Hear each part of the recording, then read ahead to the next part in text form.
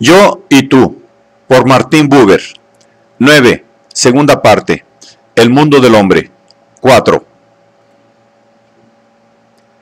La única cosa que puede tornarse fatal para el hombre es creer en la fatalidad, porque esa creencia suprime el movimiento que conduce a la reversión. La creencia en la fatalidad es errónea desde el principio. Todo pensamiento fundado en el curso de las cosas consiste en un ordenamiento de las cosas que han ocurrido, de los hechos aislados del mundo, de la objetividad como si fuera historia.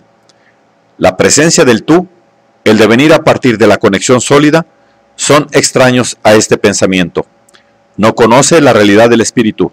Su esquema carece de valor para el espíritu. La predilección de la objetividad solo es válida para el hombre que ignora la presencia.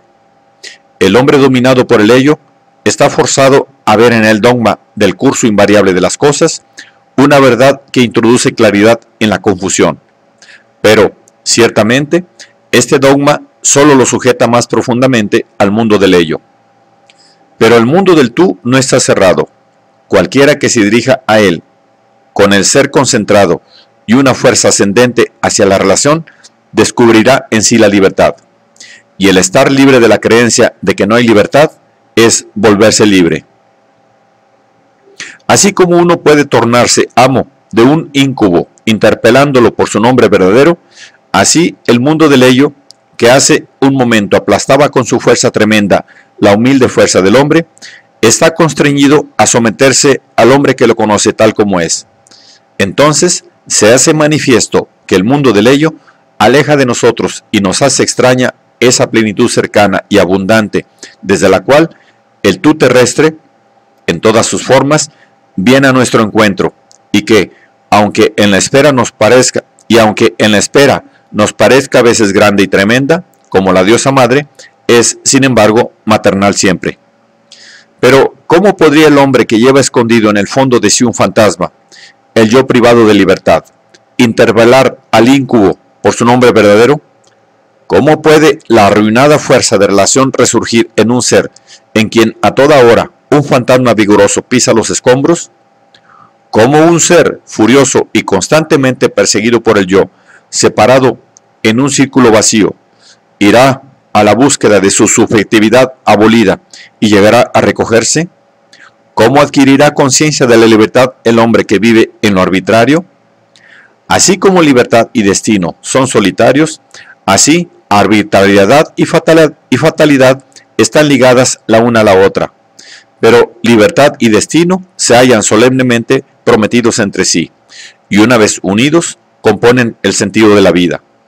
La arbitrariedad y la fatalidad, el fantasma del alma y el íncubo del mundo, afirman un compromiso, viven lado a lado uno del otro, evitándose, sin lazo y sin roce, en el absurdo, hasta que, en un resplandor, las miradas descarriadas se encuentran, y de pronto brota la confesión de su doble servidumbre. ¿Cuánto espíritu, cuántas elocuencias y artificio no se gasta en nuestros días para impedir, o por lo menos para disfrazar este acontecimiento? Hombre libre es el que quiere, sin la arrogancia del arbitrario. Cree en la realidad, es decir, en el lazo real que une la dualidad real del yo y del tú. Cree en el destino, y cree que el destino lo necesita. No lo tiene en andadores, lo espera. Es menester que se dirija hacia él, aunque no sepa dónde lo encontrará. Pero es menester que se dirija a él con todo su ser.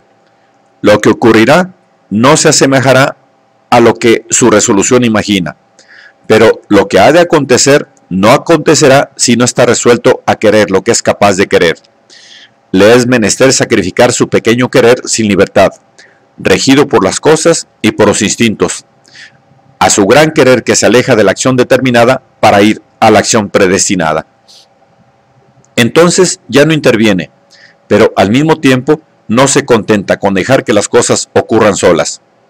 Espía lo que emerge de él mismo, vigila el camino de lo que es esencial en el mundo, y no para dejarse llevar por lo esencial, sino para realizarlo, tal como lo esencial quiere ser realizado por el hombre del cual necesita, por medio del espíritu humano y del acto humano de la vida humana y de la muerte humana.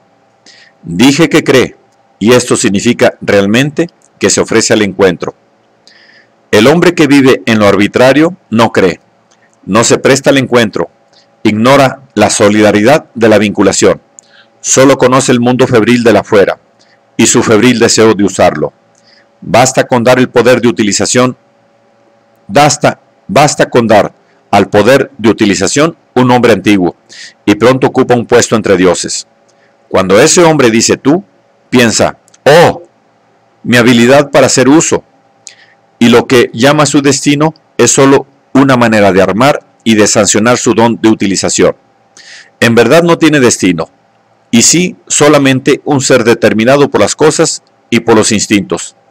Cuando se somete a ellos, lo hace con un sentimiento de independencia, que es justamente el de lo arbitrario. Cuando se somete a ellos, lo hace con un sentimiento de independencia, que es justamente el de lo arbitrario. No tiene un gran querer, y sí voluntad arbitraria. Es del todo inepto para el sacrificio, aunque llegue a hablar de él. Se lo reconoce por su no hacer nunca concretas las palabras sobre sacrificios. Interviene constantemente y con la intención de provocar los acontecimientos. ¿Cómo? Te dice, ¿debería uno privarse de ayudar al prójimo, de usar medios accesibles que favorezcan sus fines? También bajo este ángulo encara al hombre libre. No lo puede ver de otra manera. Pero el hombre libre no tiene allí fines para los cuales se procure aquí medios. Solo tiene una resolución, la de marchar hacia su destino.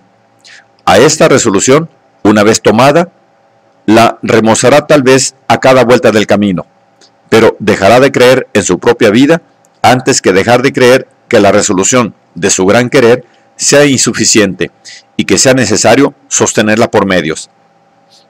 Cree, se ofrece al encuentro. A su vez, el hombre arbitrario, incrédulo hasta la médula, solo ve en todas partes incredulidad y arbitrariedad, elección de fines e invención de medios, sin sacrificio y sin gracia, sin encuentro y sin presencia. Tiene como mundo un mundo mediatizado, alborotado de fines. Su mundo no puede ser diferente, y se llama la fatalidad. Así, a pesar de toda su soberanía, está plena e inextricablemente enredado en lo irreal. Lo sabe en cuanto piensa sobre sí mismo. Por eso emplea lo mejor de su espiritualidad en impedir, o por lo menos en disfrazar sus pensamientos. Pero si permitiera a este examen de su propia apostasía, de la diferencia entre el yo vaciado de realidad y el yo real, hundir raíces en el humus nutricio que el hombre llama la desesperación y de donde germina la autodestrucción de sí y el renacimiento. Este sería el comienzo de la reversión. Los dioses y los demonios, cuenta el Brahman de las 100 rutas, estuvieron un día en conflicto. Los demonios dijeron, ¿a quién podremos ofrecer nuestras ofrendas? Y depositaron sus ofrendas en sus propias bocas. Pero los dioses depositaron sus ofrendas los unos sobre los labios de los otros. Entonces, Prajapati, el espíritu prístino, optó por darse a los dioses. Es comprensible que el mundo del ello, abandonado a sí mismo, sin contacto y sin fundirse con el tú, se torne en un extraño íncubo. Pero, ¿cómo es posible que el ello del hombre pierda, como lo dices, su realidad? Que viva en la relación o fuera de la relación, el yo conserva para sí esa garantía que es la autoconciencia de sí, el recio hilo de oro sobre el cual se enhebran los estados polícromos. Que diga, yo te veo, o yo veo el árbol. Quizá la visión no sea igualmente real en los dos casos, pero lo que es igualmente real en las cosas, lo que es igualmente real en las dos cosas es el yo. Verifiquemos si efectivamente es así. La forma de las palabras no prueba nada. Muchos de los tú expresados no significan en el fondo sino un ello, al cual uno dice tú por hábito y por apatía, y muchos ello significan un tú, del cual uno ha conservado en el fondo de sí un recuerdo lejano. Así, En casos numerosos, el yo no es más que un pronombre indispensable, una abreviatura necesaria de quien habla. Pero la conciencia de sí, cuando es una frase, se emplea el verdadero tú de la relación, y en otra, el ello de una experiencia. Y cuando en los dos casos uno ha pensado verdaderamente el yo, ¿se expresa la misma autoconciencia? El yo de la palabra primordial yo-tú es diferente del yo de la palabra primordial yo-ello. El yo de la palabra primordial yo-ello aparece como un ser aislado y adquiere conciencia de sí como de un sujeto, el sujeto del conocimiento práctico y de costumbre. El yo de la palabra primordial yo-tú aparece como una persona y adquiere conciencia de sí como de una subjetividad, sin régimen genitivo. La individualidad aparece en la medida en que se distingue de otras individualidades. Una persona aparece en el momento en que entra en relación con otras personas. La una es la forma espiritual de una separación natural. La otra es la forma espiritual de una natural solidaridad de conexión. La finalidad de la autodiferenciación es la experiencia y la utilización, que, a su vez, tienen por objeto la vida, es decir, la muerte que dura el término de una vida humana. La finalidad de la relación es el ser propio de la relación, es decir, el contacto con el tú, pues en el contacto con un tú, cualquiera que sea, sentimos pasar un soplo de ese tú, es decir, de la vida eterna. Quien está en la relación participa en una realidad, es decir, en un ser, que no está únicamente en él ni únicamente fuera de él. Toda realidad es una presencia en la que participo sin poder apropiármela. Donde falta la participación no hay realidad. Allí donde hay apropiación egoísta no hay realidad. La participación es tanto más perfecta cuanto más directo es el contacto con el tú. El yo es real en virtud de su participación con la realidad. Se torna tanto más real cuanto más completa es su participación. Pero el yo que permanece fuera del suceso, relacional y se encuentra solo, con la conciencia de ese separarse, no pierde su realidad. Su participación se preserva en él de una manera viviente. En otros términos, como se dice de la relación más elevada, y que puede aplicarse a todas las relaciones, conserva en sí la semilla.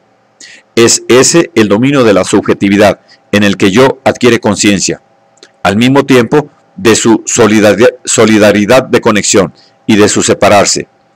La subjetividad genuina solo puede desprenderse dinámicamente, como la vibración de un yo en el interior de su verdad solitaria. Es también el lugar donde nace y crece el deseo de una relación más y más elevada, el deseo de la participación total en el ser. En él, la subjetividad madura la sustancia espiritual de la persona. La persona se torna consciente de sí misma como participante en el ser, como coexistente y, por lo tanto, como ser. El individuo adquiere conciencia de sí como siendo así y no de otro modo. La persona dice yo soy. El individuo dice yo soy así. Conócete a ti mismo. Significa para la persona conócete como ser. Para el individuo significa conoce tu particular modo de ser. La individualidad, al distinguirse de otros seres, se aleja del ser verdadero. Con esto no queremos decir que la persona renuncia de algún modo a su ser particular, a su ser distinto. Solo queremos decir que su ser particular no es el punto de vista en el cual se coloca, sino la concepción necesaria y única, significativa del ser. El individuo, al contrario, se atraganta con su única manera de ser, o más aún, con esa manera de ser que imagina que es la suya. Pues conocerse significa para él, básicamente, construir lo más a menudo una forma de sí mismo, que pueda parecer justificada y que será para él cada vez más una ilusión. Quiere decir, procurarse, contemplándola con veneración, la ilusión de conocer su manera de ser, tal cual es realmente. El conocimiento verdadero de su ser lo conduciría al suicidio o al renacimiento.